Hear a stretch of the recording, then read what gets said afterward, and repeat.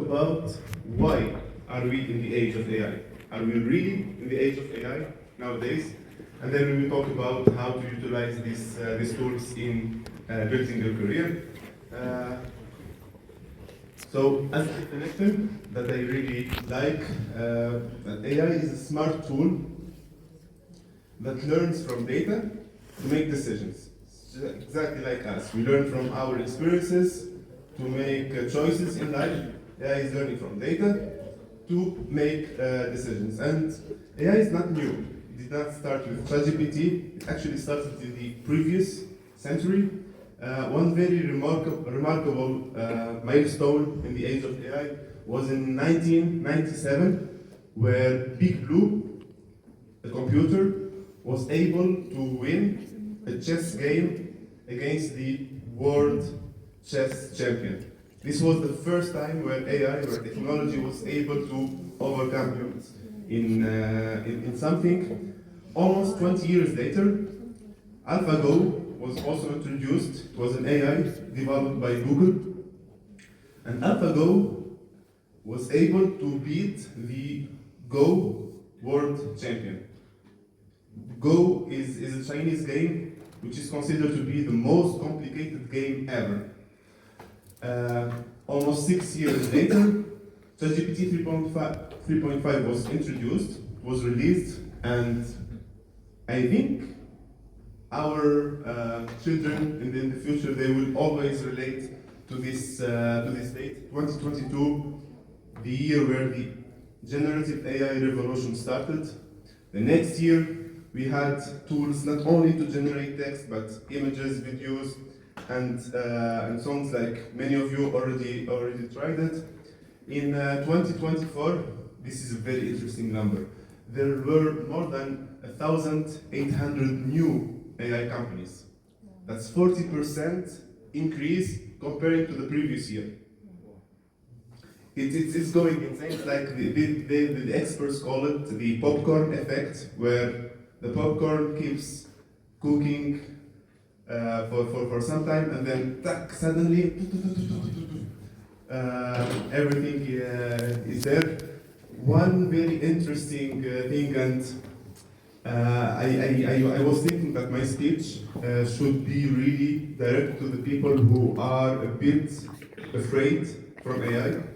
And this statistic will be interesting for all of us, I guess, that in 2025, the experts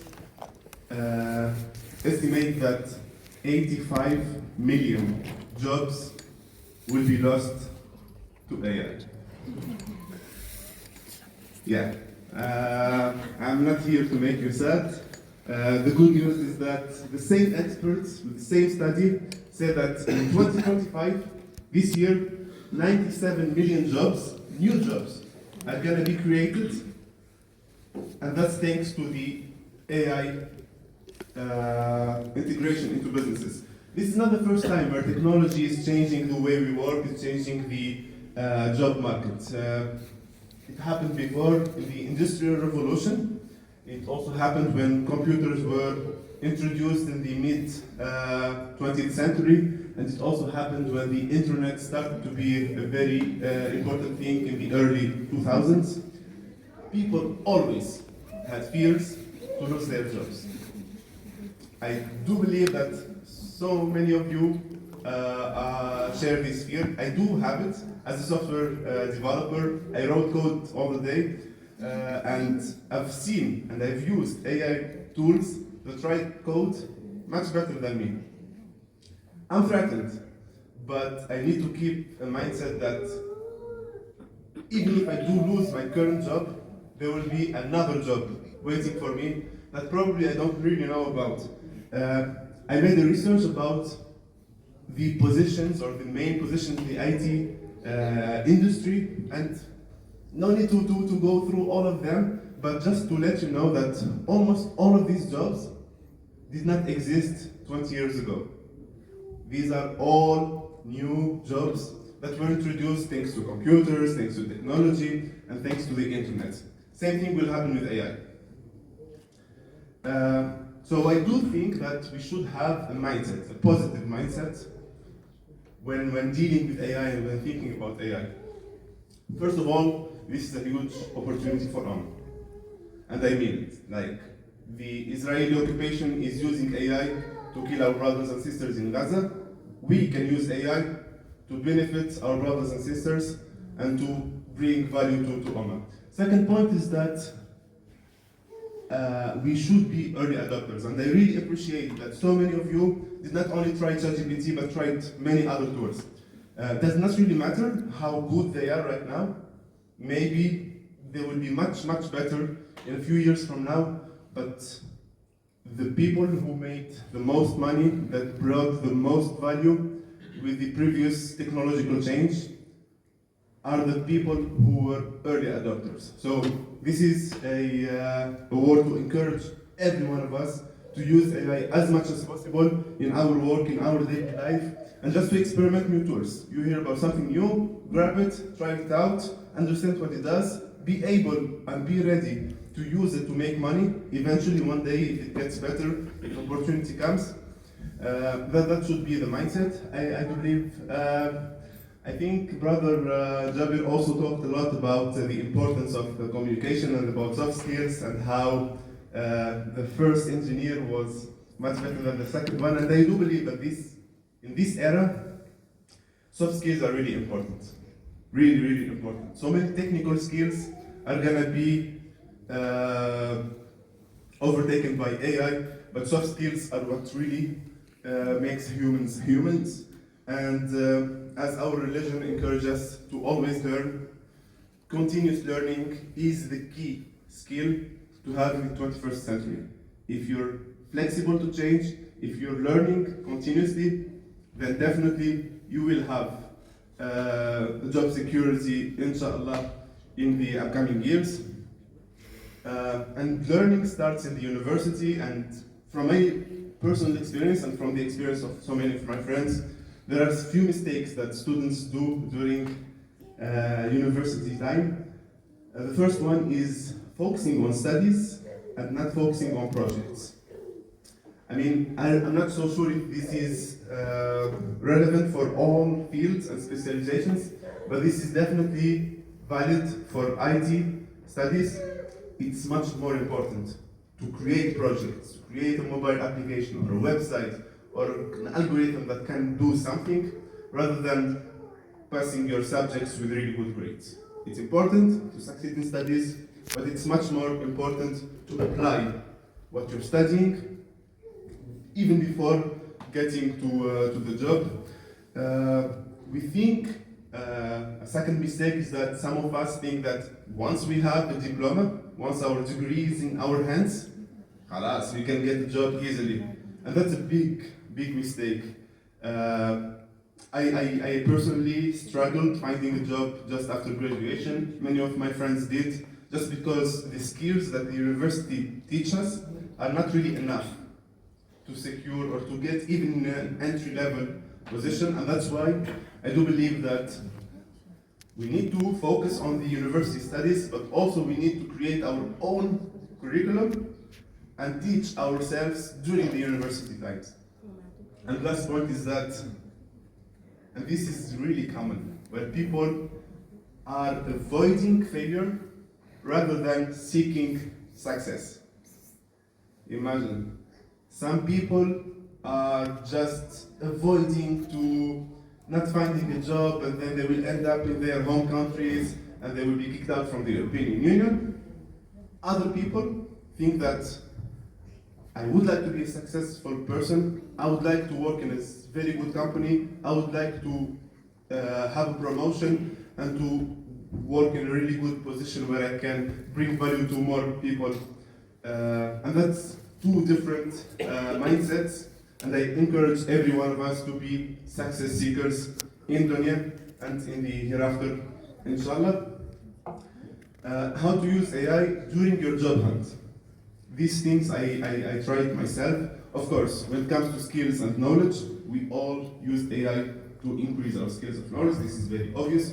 When writing this resume or drafting a CV, AI could help so much. One of the tips that I always use is just whenever I have a version of my CV I give it to ChatGPT, and I just ask it, give me feedback. What can I improve? Trust me, it works really well with analyzing CVs, and that's something that you can do. Of course, we can do the same with the sister Fatma later. That's her field of expertise, but also ChatGPT can help. Same thing with creating cover letters. I created the prompt where I just give my CV, give my the URL of any job application that I'm interested in, and tag one cover letter perfectly tailored for that job position, generated by AI. For portfolios, there are so many new websites that can be used to create your own personal portfolio in a few minutes. And I'm not exaggerating. I'm gonna link one of these websites in the following slide. It's called Lovable, and it can work like as simple as I want you to build my portfolio website, I want you to include this picture, I want you to include this project, write this paragraph about me, and that you have your website ready. With a click of a button, it can be deployed. You can copy the link, send it to potential recruiters, and they can see your work.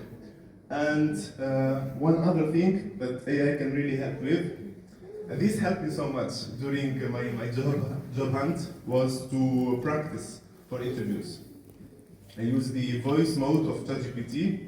Hey ChatGPT, you are gonna be a recruiter right now. I want to apply for this position. So ask me questions, I'm gonna answer. Give me feedback about my answers. If I make any mistake, please let me know what was it, and tell me how I can improve. And it really does the job. And the last point is that for all types of emails, and especially emails where negotiating your offer, usually AI tend to choose the best words in emails, and that helps so much if you would like to negotiate the offer. These are a few tools that I personally used. There are a lot more that could be useful for every special use case. Feel free to get in touch with me if you need anything. The first one is a website that helps you generate prompts. So instead of going to ChatGPT and tell it, please create a website that does this and this and that, you give it to the prompt generator, and then it creates a very long, specific, detailed prompt where you can just copy, paste it to ChatGPT or to any other AI tool, and that would improve the results radically. I don't know, who tried DeepSeek already? DeepSeek AI is very nice, very, very nice. We have early adopters here as well. DeepSeek is, please try it out. It's open source for the IT guys. You can even clone the repository and run it locally. Lovable is the website that I mentioned that could be very useful to generate your own portfolio or any other type of websites. By the way, all of these websites are for free. You can try them out for free. Fourth website is Cursor, and Cursor is a code editor that all developers should have already installed and used. Perfect, really nice. It's a game changer. Make.com is a really cool website to create automations. We have 1,000 operations for free that you can use in your free tier. Google released something called the AI Studio, and you can literally share your screen with Google Gemini. Go browse, change the windows, draft something, and then Gemini can tell you and can assist you with your tasks. Just try it out. I hope this presentation will be shared later on, maybe. Perfect. JobScan is a very interesting website to review your CV. It has an ATS check, so it verifies if your CV is compliant with the corporate standards or not. And the last one is ChatLLM, which is for $10,000 per month, but it contains literally all the latest large language models that are available. It contains O1, O3, Gemini 2, the AIs from Claude, etc. And I would like to finish with this quote from Malcolm X. Education is the passport to the future. For tomorrow belongs to those who prepare for it today. Thank you.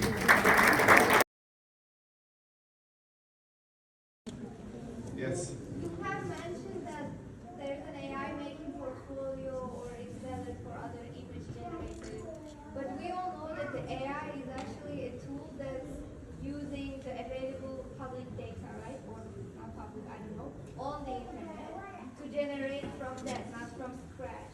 So how do they deal with the copywriting? For generating websites, right? No, for images, like basically they're, let's say Midjourney. Yeah. I don't know if you mentioned it. Yeah. Midjourney is an image generator. Correct. And as far as I know, some companies or some artists are suing Midjourney or the developers because of the copyright. Like the Midjourney use their data, their image, their design to generate other types of art or images. So how do we know we're not stealing someone's art? Very good question, Sister Beth, and I'm not sure that I can give the best answer for this. How AI works is that it gets trained with millions and billions of data, and definitely one of these data is the image that these people are suing Midjourney, for example, because you stole our idea. But in the end, the outcome, the result, is something completely new. AI cannot generate something that already exists. If I take ChatGPT and feed it 1,000 books and then ask it a question, it will not answer exactly a paragraph from one of these books. It always mixes things up. This is a very interesting topic, the copywriting, and I think that Europe started applying some regulations in 2024. Probably it will change every year because AI is changing every year. So that's a very important topic, and I don't know if anyone from you has anything to add, but it should be used carefully, especially in business context. I hope I answered your question. Thank you.